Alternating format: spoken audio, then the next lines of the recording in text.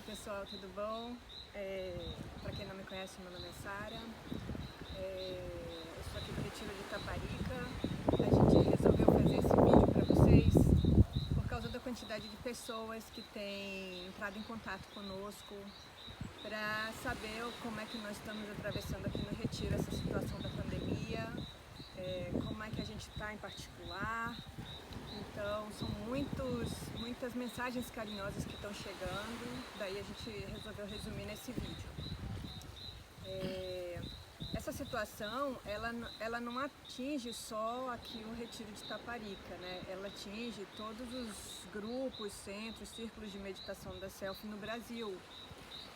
Então, eu vou pedir para o Ricardo falar um pouquinho sobre a Selfie no Brasil, para dar assim, para quem não conhece, para quem está conhecendo a Selfie agora, né, o que está se passando em termos de Brasil hoje. Boa tarde, pessoal, Pronam. Como a maioria de vocês sabe, nosso mestre deixou o corpo em 1952. E já no final da década de 50, os primeiros grupos começaram a aparecer no Brasil.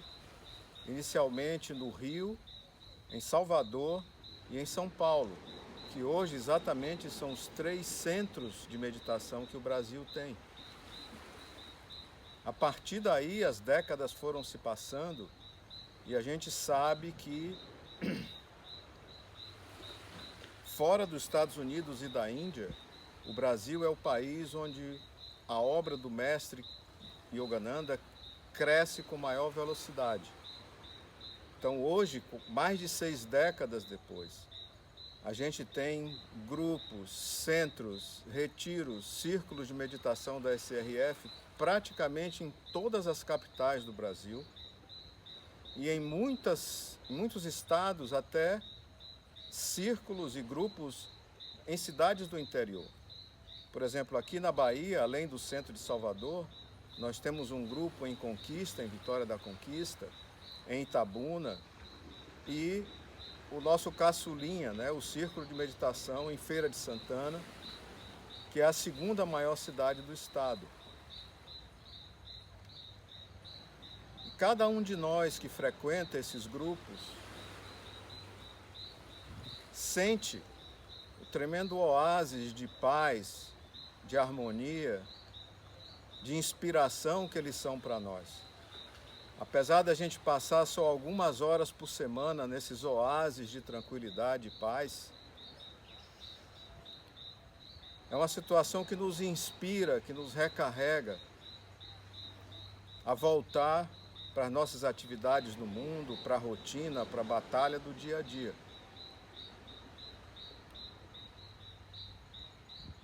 Vejam que tem muitos países que só tem alguns grupos de meditação. O Brasil tem dezenas deles. E uma coisa que foi tornando o Brasil ainda mais especial nesse aspecto, começou a acontecer entre 2006 e 2009. 4 grupos de discípulos do mestre em estados diferentes, praticamente ao mesmo tempo, começaram a ter o mesmo sentimento.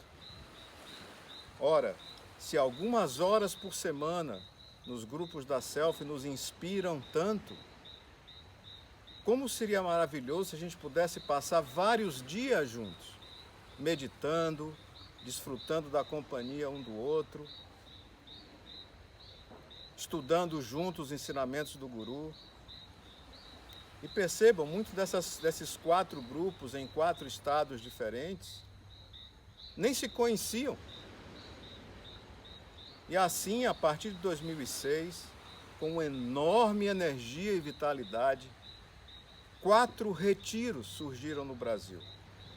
Cada um mais lindo que o outro, cada um num lugar bastante único, cada um no lugar que lembra um pouco os ashrams que o próprio mestre construiu. O primeiro deles, um belíssimo retiro em Armação, em Santa Catarina, na Praia da Penha. Uma situação à beira do mar que lembra, por exemplo, muito o retiro de Encinitas, na Califórnia. Logo em seguida, o belíssimo Retiro de Itamonte, no alto das Montanhas Mineiras, um lugar lindíssimo também, e que por ser no alto de uma montanha lembra muito a nossa sede central em Mount Washington. Logo em seguida surgiu o Retiro de Valença aqui na Bahia, que fica praticamente na mesma latitude que Ranchi, na Índia, e no mesmo tipo de cenário. O Retiro de Valença fica numa das últimas reservas primárias da belíssima Mata Atlântica brasileira. E finalmente o belo Retiro de Brasília, no Planalto Central do Brasil. Percebam que todos esses retiros surgiram e foram construídos por iniciativa dos próprios devotos, praticamente de forma simultânea. E também que poucos países, se não nenhum país, tem um retiro sequer. Enquanto isso, o Brasil tem 4 belos retiros. Eu me lembro de uma visita monástica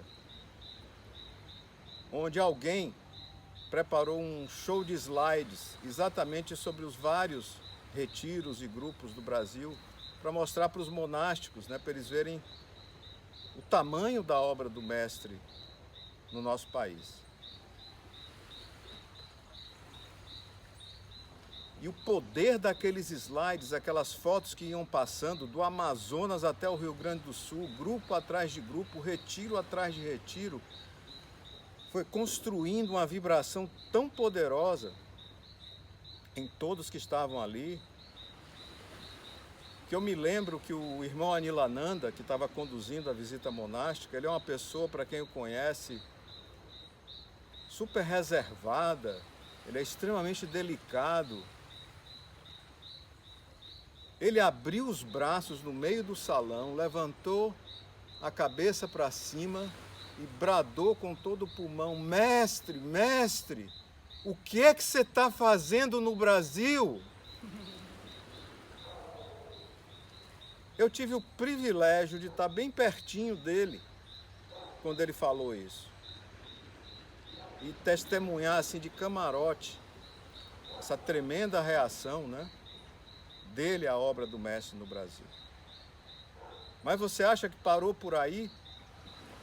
De jeito nenhum. Em 2019, não satisfeito em ter 4 retiros, quando a maioria dos 200 países onde a Selfie está não tem nenhum, a Bahia inaugurou seu 2º retiro, que é o Retiro de Itaparica, onde nós estamos aqui, nessa belíssima ilha de Itaparica. Vocês estão vendo aqui atrás da gente a Baía de Todos os Santos.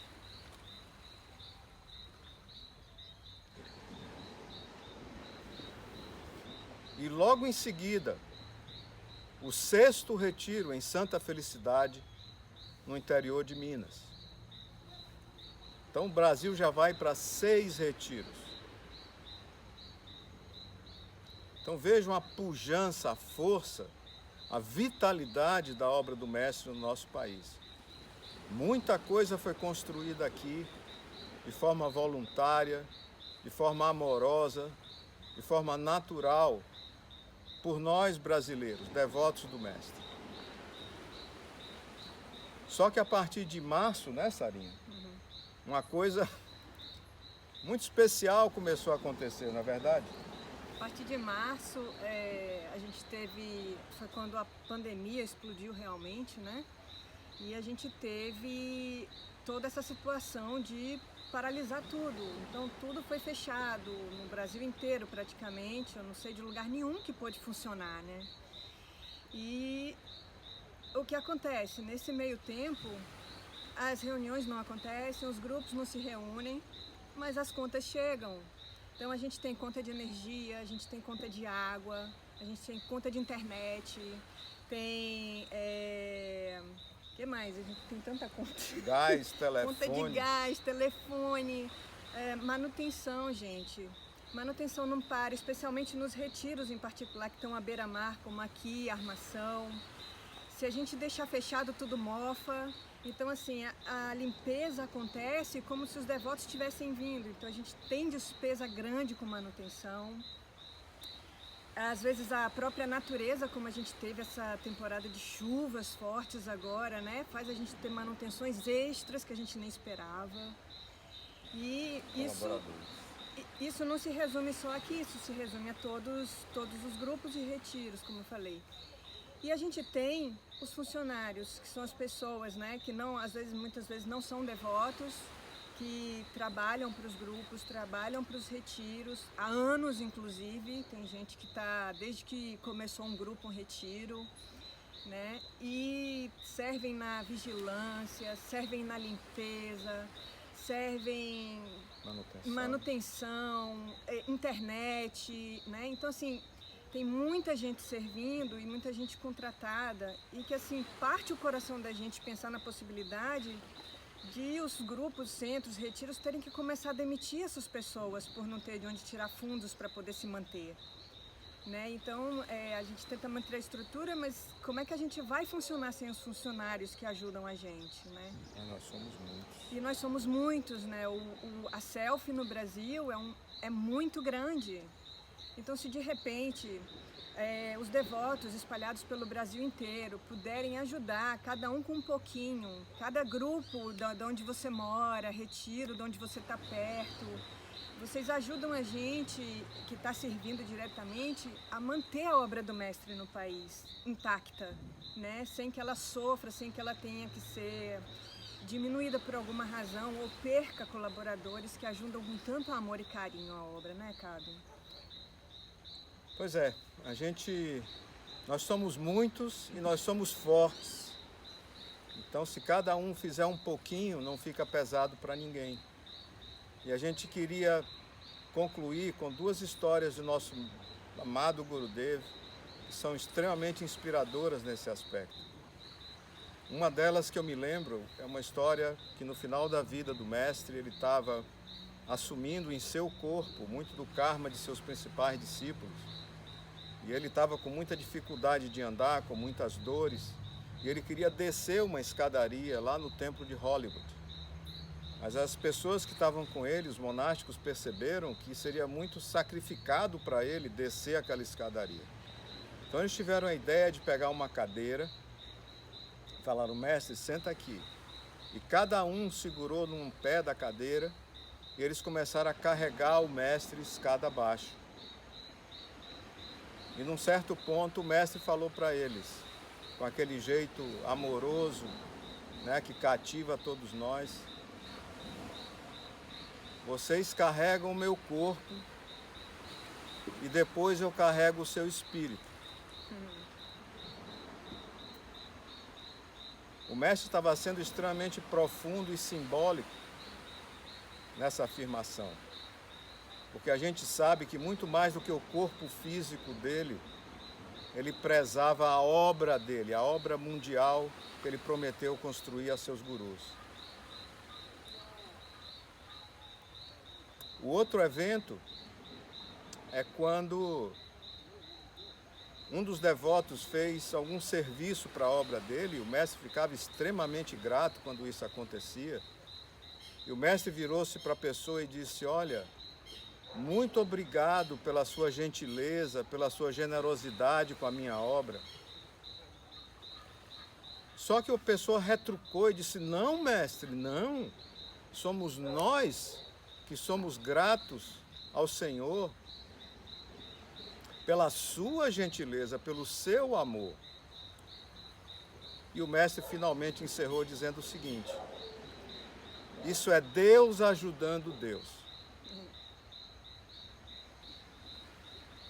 Então, se a gente juntar o tremendo amor e o tremendo espírito dessas duas mensagens do nosso amado Guru,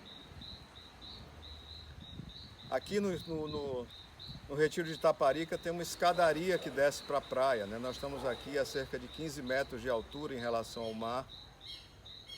Eu tenho certeza que se o mestre estivesse aqui e ele quisesse descer para a praia e tivesse um grupo de devotos dele aqui no Retiro, ia ter briga para cada um segurar uma perninha dessa cadeira. Então acho que é isso exatamente que a gente tem que fazer hoje. Deus ajudar Deus e cada um fazer a nossa parte como discípulo, de cooperar e manter vivo o corpo do Mestre. O corpo dele e a obra dele aqui no Brasil e em todos os lugares do mundo. Então, muito obrigado a todos vocês por terem nos ouvido. Gratidão por todas as mensagens que chegaram. E as pessoas que, sem nenhuma... É a primeira vez que a gente fala desse assunto em 3 meses, desde que a pandemia começou. E muitas pessoas nos ligaram procurando saber se a gente precisava de algum dinheiro, fazendo suas doações de forma natural, espontânea. E isso é uma coisa muito bonita de ver. Mas se todos nós nos engajarmos nisso, nós somos muitos, nós somos fortes e a gente vai conseguir manter, não só manter, mas eu até desafio, aumentar a obra do Mestre no Brasil, a despeito de todas as dificuldades. Certo, Sarinha? Com certeza. Jai Guru. Jai Guru, pessoal. Jai Guru.